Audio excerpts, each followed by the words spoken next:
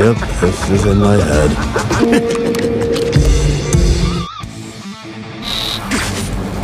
Alright.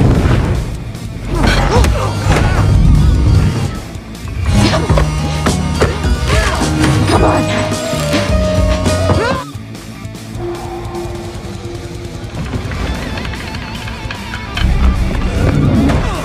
Baju Latos terpelepatos. Ya, itu adalah nama Italia saya.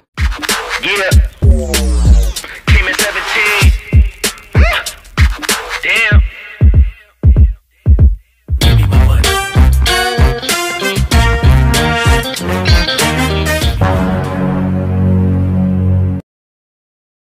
Berlatar tempat di pusat antero kota, ramai bukan karena adanya bazar, melainkan ada acara kejam berupa pembantaian tahunan oleh pemerintahan yang dipimpin oleh rejim Hilda van der Kooi yang ditujukan pada rakyat yang membangkang untuk memberi gambaran berupa pelajaran berharga untuk mereka yang membangkang. Namun entah bagaimana ceritanya, ada salah satu bocah yang selamat dari peristiwa itu dan ia dilatih bela diri oleh pria bernama Saman alias Kang Yayan Ruhian. Dan sudah jelas si bocah akan menjadi tokoh utama yang ditujukan untuk misi pembalasan.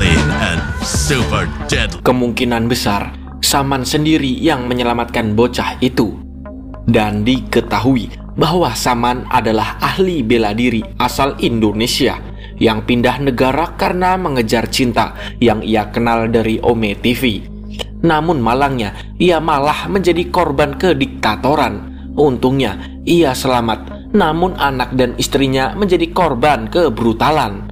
Usut punya usut rupanya, negara yang dipimpin Hilda ini sangat rasis terhadap ras Asia dan kulit hitam.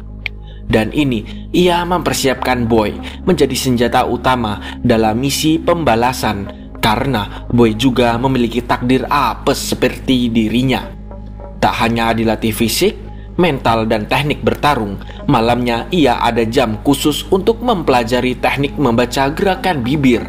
Dan alasan ia mempelajari itu adalah karena lidahnya telah terpotong dan telinganya telah ditusuk besi panas. Dan ini adalah ulah dari Hilda semata wayang. Suatu ketika Boy berhalusinasi melihat mendiang adiknya. Dan seketika itu ia teringat semua kenangan indah bersama adiknya. Namun apa daya, Hilda membuat mereka menderita dan berpisah selamanya. Padahal dahulu kala mereka merencanakan pelarian dari negara yang kejam ini. Dengan peta yang digambar dengan seksama menjadi simbol keinginan mereka. Namun, apa daya, mimpi anak-anak tak jauh dari kata percuma. Dan akhirnya, time zone lah satu-satunya cara untuk mengisi rasa bahagia. Setelah mengetahui delusi yang dialami Boy, Saman pun memberikan jampi-jampi dengan asap perdamaian dengan harapan ia bisa kembali fokus. Dengan hisapan asap perdamaian, ilusi itu hilang. Dan latihan demi latihan ia jalani dengan tenang dan matang. Dan kemungkinan Boy adalah senjata mutakhir yang mampu meratakan keluarga van der Kooi.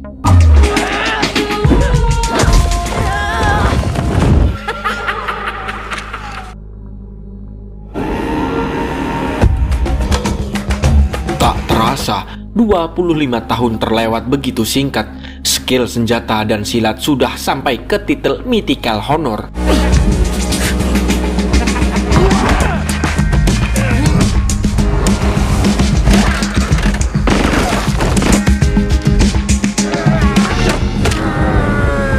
Namun sayangnya, bayangan sang adik kembali timbul, kefokusan terganggu, dan ia selangkah mundur untuk menggapai misi.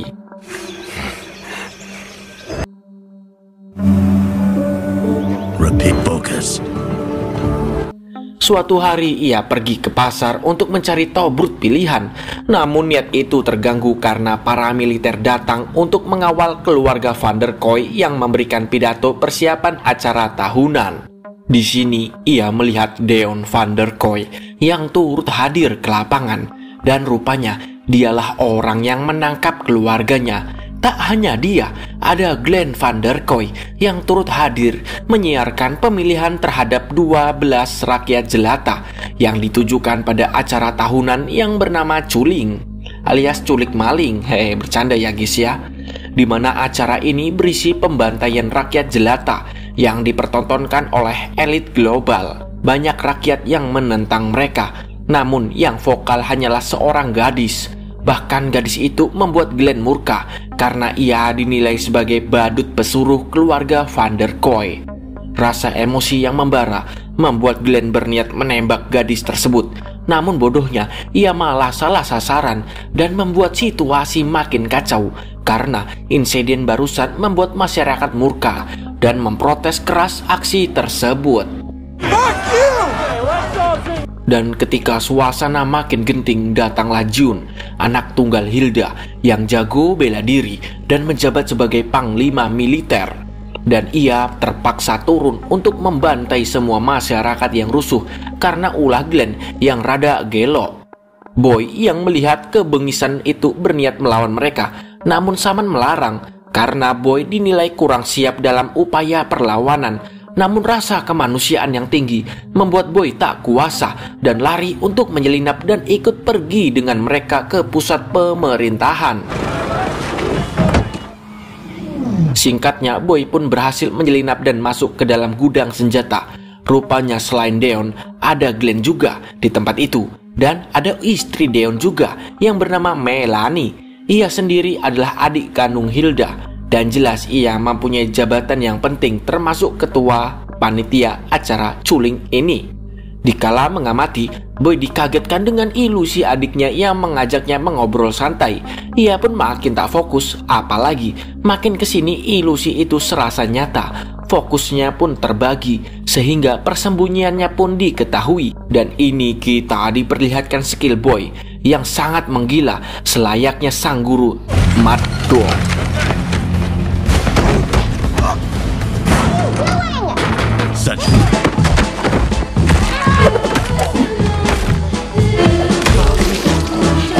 Dalam pertarungan ada pekerja paksa bernama Baso yang meminta untuk diselamatkan dan ia berjanji untuk membantunya mengalahkan mereka. Dan akhirnya pertarungan kembali berlangsung dengan bantuan satu orang yang sedikit beban. Oh, come on. Look at me, part of a team.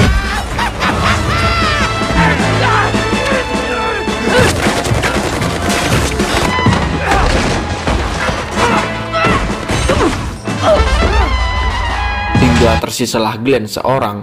Akhirnya ia ditangkap dan diinterogasi. Di sini Glenn memberitahu bahwa Hilda berada dalam istana dan sebentar lagi ia akan membuat pesta besar tahunan. Dan Glenn menawarkan diri menjadikan dirinya sebagai akses masuk ke sana. Namun tiba-tiba I'm gonna help you. Go there together. Back in the day. Come on. merasa bersalah, Baso mengajak Boy ke sebuah kota kumuh. Di sini ternyata adalah markas besar Baso yang rupanya ia adalah pemimpin pasukan pemberontak. Di sini ia menemui salah satu rekannya bernama Benny yang sama bencinya terhadap pemerintahan karena rupanya keluarganya telah dibantai dengan alasan mereka adalah ras kulit hitam. Tak perlu curhat berlama, Baso meminta untuk dikumpulkan seluruh pasukannya. Namun malangnya, di bulan yang lalu markas mereka diserang dan hanya tersisa Benny seorang. Mendengar hal itu, Baso meminta sangat pada Boy untuk saling bekerja sama untuk membalas ini semua. Dan akhirnya mereka pun bersatu dan menyusun strategi menyusut ke pusat istana. Here we go. We'll relieve the entire Van der Kooi family are at the mansion. And PR, June 20. Sweaty palms. Now, 8. Yeah, that gives us a 2-hour win. Okay. Deeply. Langkah awal penyusupan adalah dengan penyamaran yang membagongkan, di mana Baso dan Benny menjadi militer, sedangkan Boy menjadi chef bobon. Namun karena asing di dunia penyamaran, Boy pun bingung harus apa. Dan ditambah lagi, ilusi adiknya kembali datang yang membuat fokusnya malah ke kue putu yang nikmat tiada tara. So soft and Di kejauhan, pandangannya teralihkan pada sosok wanita yang tak asing. Dan benar, itu adalah Hilda. Rasanya berat menunggu instruksi. Rasa dendam yang membara membuatnya mengamuk tiada tara.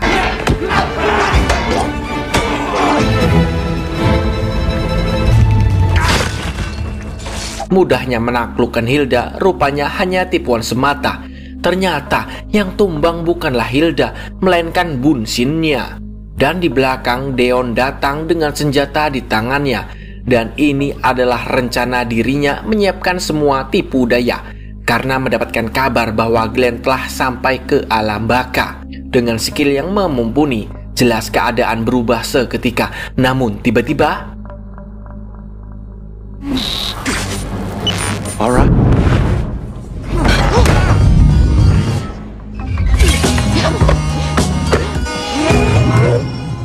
You got.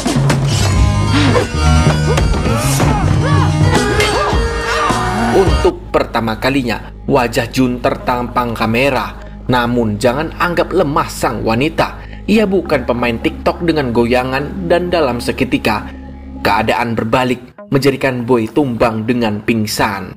Dalam alam bawah sadar ia teringat masa kelamnya di mana kejamnya Hilda membuat dirinya serasa mati tersiksa. Dan untungnya datang Saman yang mampu menyelamatkannya. Dan tak berselang lama, Boy terbangun dari pingsannya. Ia tak dimodarkan karena Jun mengetahui dari gaya bertarungnya, Boy adalah murid dari Saman. Tak berselang lama, Deon datang dan memberitahukan bahwa ia tak akan dapat menemukan Hilda karena di sini ialah yang memegang kendali. Karena rupanya Hilda sedang bersembunyi di dalam bunker. Usut punya usut, ia takut akan sosok Saman yang terampil, tekun, berkonsisten, dan terbukti Boylah salah satu mesin penghancurnya. Ini baru muridnya, belum gurunya yang udah turun. Maka dari itu, Boy diminta memberitahu lokasi Saman berada. Dengan begitu mereka akan menyergap dan membuat keluarga Van der Kooi aman. what that's like. Karena Boy tetap saja bungkam, membuat Melanie turun tangan. Dan Boy akan dijadikan sasaran dalam pertunjukan. Dengan borgol dan kalung elektrik, Boy menjadi layaknya kambing guling. Dan tibalah acara dinanti-nanti oleh para psikopat. Ya, Hilda pun membuka acara tersebut dengan gaun indah, namun tidak dengan jiwanya. Dan ketika dilihat-lihat, benar apa kata Deon, Hilda nampaknya sedikit gugup dan ketakutan. Bahkan ia diberi teks dalam pembuka acara agar semua terkendali. Namun itu tidak lama karena ia berhalusinasi bahwa Saman ada di dalam gedung itu. Ia pun tantrum dan mengarahkan senjata ke segala arah. Dengan sigap, Melanie mengambil alih acara tersebut dan tanpa basa-basi, acara yang ditunggu-tunggu pun dimulai.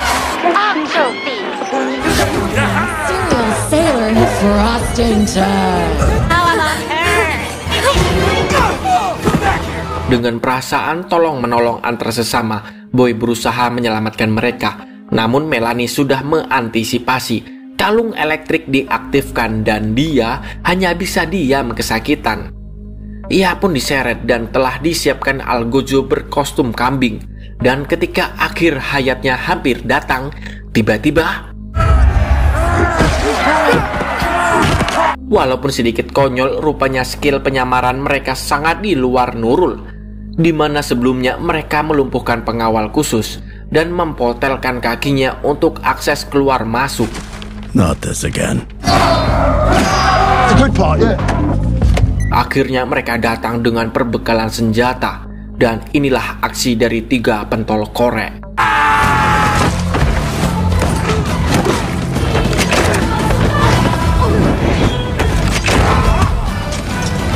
Di sisi lain, Deon sangat senang di balik kesedihan Melanie yang menyaksikan acaranya yang berantakan. Rupanya Deonlah akar dari ini semua, di mana sebelumnya ia memberikan sebuah pisau untuk Boy dapat lolos. ini terjadi karena Dion iri pada Hilda dan Melanie.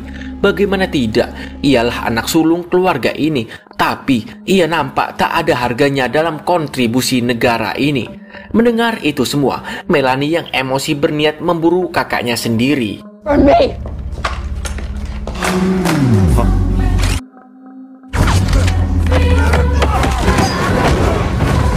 Kembali pada Boy dan kawan-kawan yang makin menggila. Kini dengan bermodalkan wortel dan sebuah pisau dapur, ia menjadi layaknya predator. Sampai-sampai ilusi adiknya ikut takut juga.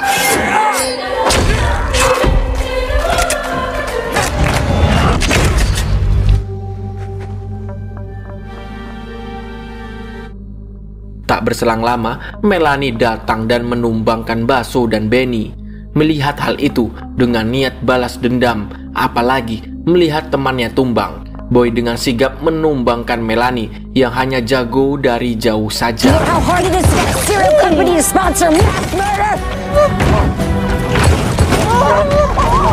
Ia pun mengikatnya di kursi, menyiarkan secara langsung detik di mana kehancuran keluarga Van der Kooi akan tiba. Wait.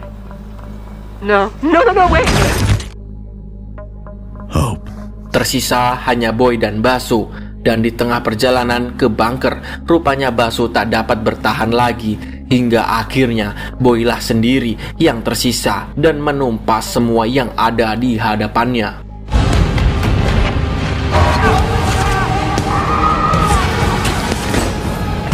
Perfect place.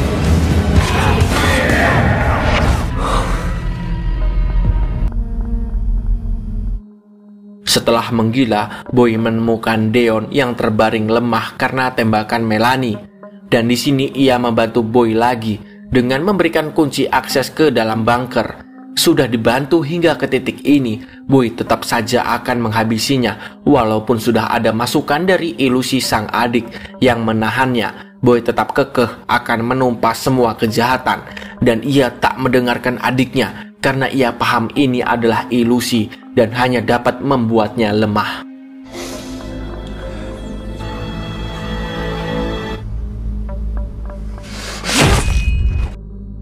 Dengan kunci akses ini, ia dapat leluasa masuk. Ia pun disambut mesra oleh Hilda yang tengah menunggunya. Dengan ancaman dan gertakan, Boy sama sekali tidak ciut, dan ia menunjukkan peta yang ia buat bersama adiknya. Itu adalah kode bahwa ia datang untuk membalas semuanya. Hilda yang melihat peta itu seketika kaget, dan ia mengutus Jun berserta pasukannya untuk menangkap Boy, karena ada sesuatu yang akan ia sampaikan.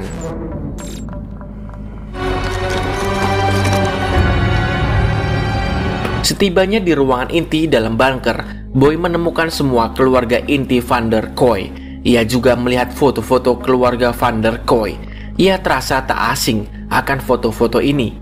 Dan seketika itu, ia mendengar suara Saman yang sedang membaca mantra. Pandangannya pun tak fokus, dan tak berselang lama Hilda datang dan langsung memeluknya. Entah apa yang terjadi. Di sini Hilda malah mengutarakan bahwa Boy adalah putra sulungnya. Loh, kok bisa? Terkejut bukan kepalang, ternyata Boy selama ini telah diculik oleh Saman dan telah dimanipulasi sedemikian rupa agar Boy dapat membantai keluarganya sendiri. Dan semua kecacatan yang ia alami adalah ulah Saman demi melancarkan misi dendamnya. Ingatan Boy pun sedikit demi sedikit pulih dan memperlihatkan masa lalu di mana keluarga Saman telah ditangkap karena rupanya Saman adalah pemimpin pasukan pemberontak yang besar yang telah berhasil membunuh ayah Boy. Dan akhirnya Boy diminta Hilda untuk menghabisi Saman sekeluarga. Boy yang masih bocil tak kuasa dan takut, namun dengan paksaan ia terpaksa melakukannya. Dan tersisalah Saman seorang. Di sini Boy sudah tak kuat dan muak akan kebrutalan yang ada. Ia menembak ke segala arah yang membuat Saman dapat melarikan diri. Boy pun kabur dan bersembunyi ke hutan. Apesnya ia malah bertemu Saman di hutan itu. Dan dengan dendam yang besar, Boy akan dihadiahi sapaan malaikat Israel. Namun rupanya Saman mempunyai rencana lain, yaitu inilah yang terjadi. He used you to orchestrate his revenge. Hilda pun mengatakan bahwa Jun adalah adiknya, dan selama ini juga Jun mati-matian mencari keberadaannya. Dan akhirnya Boy pun tiba, dan Hilda sendiri meminta Boy kembali lagi ke dalam dinasti. Namun Boy yang telah dewasa memilih jalan lain daripada harus menjadi iblis seperti ibunya. Hilda yang kecewa atas penolakan tersebut meminta Jun menghabisi Boy, karena Boy yang dulu bukanlah Boy yang sekarang. Pukulan, tendangan, dan bantingan yang dilontarkan Jun hanya dibalas kode tangan, di mana kode itu adalah kode mereka di masa lalu, yang rupanya gerakan tangan itu melambangkan perlawanan atas ibunya yang sangatlah keji. Melihat hal itu, Jun pun baper, dan inilah yang terjadi.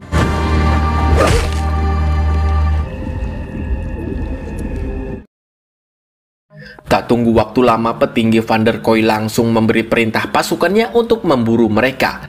Namun ia lupa bahwa petarung terkuatnya telah menjadi satu dengan Boy. Dan sudah pasti kalian tahu siapa pemenangnya.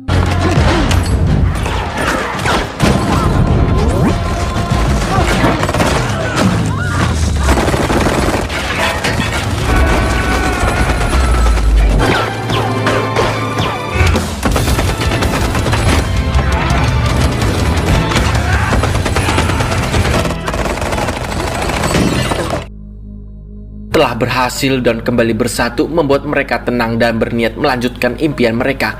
Namun takdir berkata lain, di mana Saman tidak akan melepaskan keturunan Van der Kooi, termasuk Boy sendiri yang telah ia latih sedemikian rupa, layaknya Malika si kedelai hitam pilihan. Sebenarnya Boy sangat tak kuasa melawan Saman yang telah ia anggap sebagai ayahnya.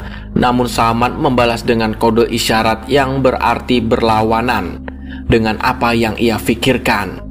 Dan Jun pun memulai adegan trisom tersebut.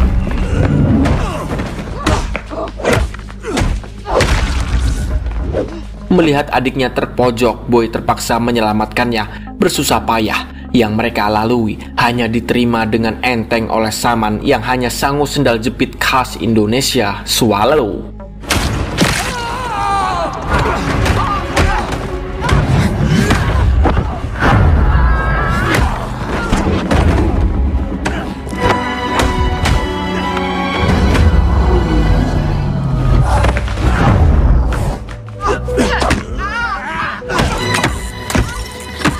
Boy sendiri yang mengetahui bahwa adiknya telah teler memutuskan melawan dengan kekuatan penuh. Namun ia tak yakin jika akan menang.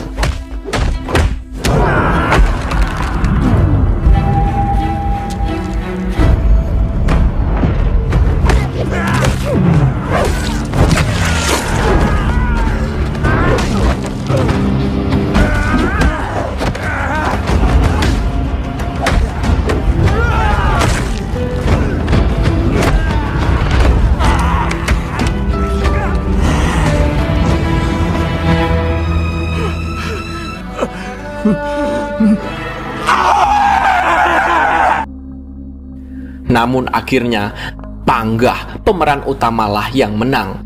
Ia pun membawa adiknya pindah negara agar hidup mereka tenang, damai loh jinawi. Dan film pun tamat. Pesan yang dapat kita ambil adalah jangan sesekali mengganggu keluarga Kang Yayan Ruhian. Kalau tidak mau ketakutan karena diburu oleh setan hutan, dahlah segitu aja ya, mimin pegel, seret-seret basah. Dan goodbye.